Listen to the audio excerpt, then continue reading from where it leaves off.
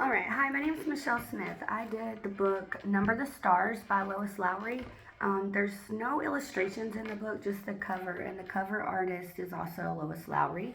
There's 137 pages. Um, I would rate the book probably like a 3 or 4 out of 5 because I feel like it left me wondering for a really long time, like what was even going on. And then once I got it, it moved slowly, but it was a very, very good book. Um, I would say the appropriate age for this book's probably about fifth grade, where they're old enough to like actually understand what's going on. And it relates to social studies because it is about some girls that lived in Denmark whenever the German Nazis were taking over the country. Um, the competency is 23. It would be the student applies critical thinking to organize and use information acquired from a variety of valid sources, including technology, and the student is expected to identify historical context of an event, where in this case would be when the German Nazis took over Denmark. The technology part of this would be like using Google Earth, where they could actually like go on Google Earth and zoom in and see like where actually this took place. Um, the characters are Anne Marie, her sister Christy, and their parents, as well as Ellen and her parents, Uncle Henrik, and then Peter, which was Anne Marie's sister's husband that passed away in the story. So, um, and the story starts where some girls, they're walking home from school, and they come to the corner store, and they're stopped by some German soldiers, which they don't understand why they're there or even know anything that's going on. So it scares them. And so after they are like messed with by the German soldiers, and they're asking them like, where are they coming from? Why are they there? Where are they going? They go home, and of course they tell their moms like this happened. They stopped us. They questioned us, whatever. And so the moms are like in panic, and they tell them, we don't want you to walk to school that way anymore. Find a different way. So the girls find a different way, and that gets better. Well, then later on in the story, Ellen and her parents, they go to church. And when they go to the synagogue, they find out that the Nazis have taken over and they're looking for all the Jewish people. They are going to take the Jewish people from the synagogue. And so Anne Marie's parents agreed to let Ellen come stay with them while her parents seek hiding somewhere else. And they don't really explain to the girls what's going on, so they don't know that they're hiding at all. And then, so of course, Ellen stays with them, and then the parents, they go elsewhere. Well, then later on the night, after Ellen stays, of course, the soldiers come to the house, they bang on the door, they want to search the house and find if there's any Jews in the house. And so Ellen is sleeping with Anne Marie, and I find this really sad. She had like a Star of David on her necklace, and when the Germans got there, she was trying to take it off so that they didn't see, and they thought that she was just part of the family. So Anne Marie actually had to break the necklace off, and then she hid it for her and kept it forever. That's so sweet. And then actually, so the Nazis, they wanted to know why Anne Marie and Christy had blonde hair and Ellen had dark hair. Well, previous in the story, it tells a little bitty bit about the older sister, Lice, who's passed away, but it never says why, it never says how. She was the one that actually was supposed to marry Peter, who I'll talk about here again in a minute at the end of the story. But so she was supposed to. Anyways, the Nazis want to know why she had brown hair or dark hair and the other girls had blonde hair. So the dad like gets this idea, so he pulls out pictures from a photo album of when the girls were in school. And so it has like pictures of all three of them at school. So it's two blondes and a dark haired kid, and it's like blurry, so you really can't see. But they get away with it. The Nazis fall for it, whatever. They search the rest of the house, and then eventually they leave. Well, then a few days go by, and the girls and the mother go to the Uncle Henrik's house out far away, And they go there to, the girls don't know, but they're going there to actually hide Ellen and her parents, but her parents show up later. So they have a whole uh, thing designed where the kids are going to go with the mom to the uncle's house, and then the uncle later shows up, excuse me, sorry, later shows up with in a casket, and he's got like several Jews with him carrying this casket to the house, and they're gonna have the Ellen's parents are in there, or the stuff is in there with Ellen's parents, and they're trying to make it look like they've had a death in the family, and that all these people are coming to the house to mourn the person that has passed away. Well, then Anne Marie's like, nobody died. Like, I don't have an Aunt Biddy. And so her uncle tells her, look, you don't have to know everything. Like, you don't have to know everything. It's better if you don't know. Well, then later on, Ellen's parents show up, and then the Nazis, the German soldiers show up, and they're like, what are y'all doing here? And they're like, well, we're having a mourning for our family member that passed away. So sorry. So then the Germans, they search, they do all the things. They're like, okay, whatever. So they leave. And then, so clearly they've gotten away with hiding these Jews there at the house that they're getting ready to take to Uncle Henrik's fishing boat.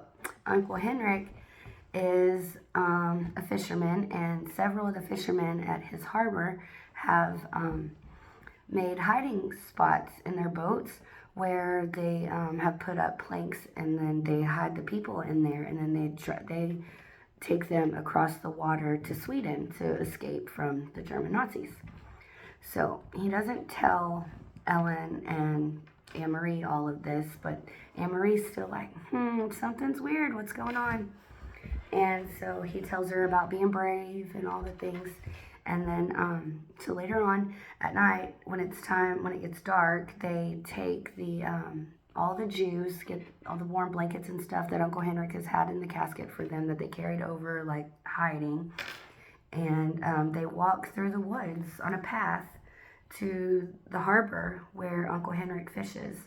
And so they take Ellen's parents, of course, and Ellen go, and he hides them in their boat. Well, whenever they're leaving the house, there's like a step on the back porch that's like jankety, and the dad falls. Well, he drops a package that he's supposed to take on the boat with him. Nobody knows that he drops it until after Anne Marie's mom has walked them all the way to the harbor with Uncle Henrik and came back, where she broke her ankle on the way back. And so Anne Marie goes out looking for her, wondering why aren't you home yet? And she finds her mom laid out where she had fell and broke her ankle, trying to get back in a hurry. And then when they get home, they notice that Ellen's dad, had dropped a package. Well, Anne Marie doesn't know what's in this package, but the mom is like, oh my goodness, we have to get this package to Uncle Henrik before they leave on the boat. Like, they have to have it. So they make like a little basket with bread and cheese, and they put the package in the bottom of the basket, and then they cover it with the bread and the orange and the cheese, or the apple, an apple. And then Anne Marie, she knows the path to the harbor because she's gone there to fish with her uncle or whatever. So mom stays at home with her broken ankle and says she's going to call the doctor. Anne Marie goes to try to take the package to the uncle. Well, when she gets there, of course, she's stopped by the German Nazis too, or the German soldiers. And they give her a hard time. They take her bread, they give it to the dogs, they take her apple, and they say it's nasty, and they throw it. And then her cheese, so he asks, like, does anybody want this cheese? And nobody wants it. So he puts it back in the basket. Well, then he's like, what is this under there? Because under the napkin was the package. Well, the package was just a white bandana. And so Anne Marie was like, maybe it wasn't an important package. Maybe I didn't need to take it. But she didn't tell them that. She just went ahead after they finally like messed with her for a little while and then let her go. She said she was taking her uncle his lunch. He forgot his lunch. That's how she was getting there, or why she was going. And so when she gets there, Uncle Henrik gets the package, and he's like so relieved that she made it there. Well, then she goes home, whatever. They get he gets Ellen and her family across the waters to Sweden, where they get off the boat and they're quote unquote safe, I guess. And then she goes back home. Then later the next day, Uncle Henrik comes and she's like, "What's going on?" She wants to know, like, what is the deal? So Uncle Henrik is like telling her, "Remember when I told you about being brave and what it means to be brave? You were brave today. You came, you knew it was dangerous for you, but you still brought me the package because you knew it was important in order for your friends."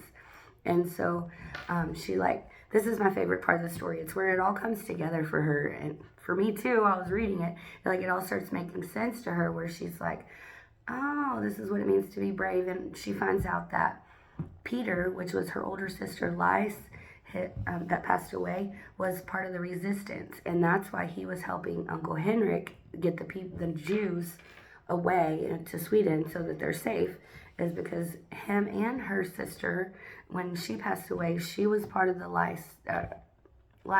She was part of the resistance too, and she told the story of them telling her how her sister passed away. They just kept saying it was an accident. So now she understands that her sister was a part of the resistance, and she was trying to help the Jews too. So then it makes sense to her, like, as to why Peter's trying to help them.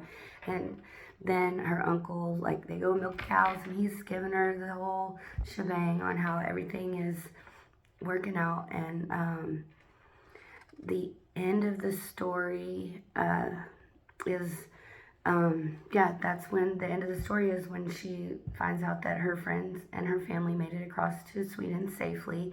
And she found out that the bandana that was in the package that she delivered to Uncle Henrik was actually, it had a poison on it that scientists have created to help the Jews, so that when the dogs search the boats or search wherever for the humans, they smell what's on the bandana and they can't smell anything else. So then whenever they go to search, they don't smell the people that are hidden on the boat. So she's like, oh, I really was brave. So that's how the story ends.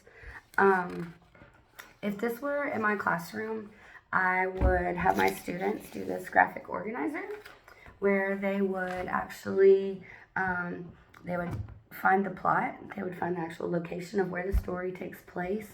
I would have them find some fun facts like the climate, the language, the countries that are around the country that the book takes place. I would have them find maybe a famous person, traditional foods that they have there, famous landmarks that are from that country or in that country. Maybe some other fun facts, interesting facts that they could find. The flag, I would want them to know the flag, the traditional clothing. Actually find a map and like show me on the map where's Denmark, the capital city, the continent, the money, all the things. So I kind of made a PowerPoint that shows, like, if I were in class, this would be on my big screen in my room that I have now, and I would just show them, like, this is the flag of Denmark. Maybe we could make a flag in class, and then I found some pictures of the traditional clothing just to give them an idea of, like, make it real to them since there's no pictures in the book. Maybe make it real to them so they can actually see, like, this is what they dress like in Denmark.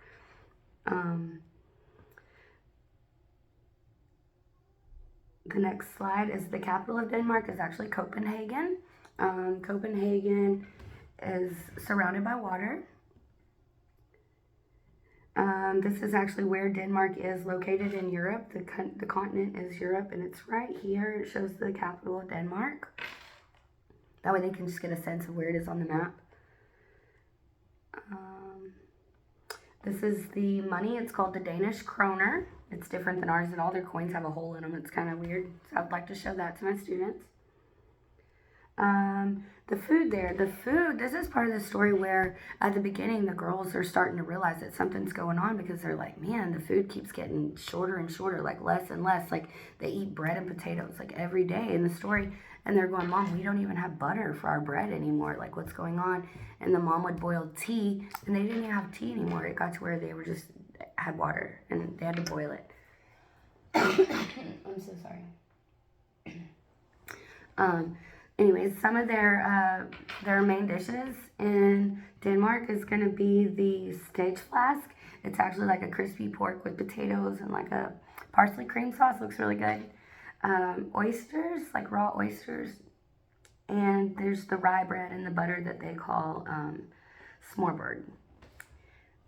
Maybe if this were in my class, I would bring bread. I know that there's an experiment you could do where you put whipping cream in a jar and like shake it and shake it and shake it until it makes butter. We could do that in class where the kids can make the butter, and then I could bring rye bread and they could taste it.